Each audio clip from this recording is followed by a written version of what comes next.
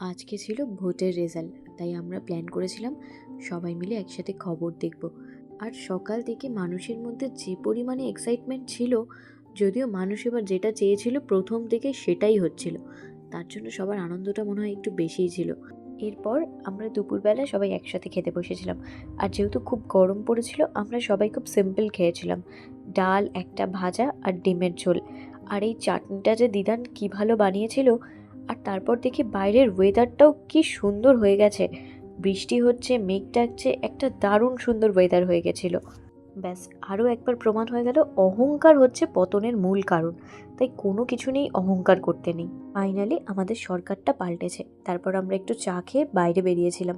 সবার কি আনন্দ! আর যেহেতু বিজেপি জিতেছে, তার জন্য ভাই আমাদের লাড্ডু খাইয়েছিল। আর সেদিন সন্ধেবেলা আমরা ম্যাগির চপ বানিয়ে খেয়েছিলাম। আর ওকে দেখে আমার ঠিক ছোটোবেলার কথা মনে হচ্ছিল। ছোটোবেলায় আমি ঠিক এভাবেই প্রে করতাম যাতে স্যার না পড়াতে আসে।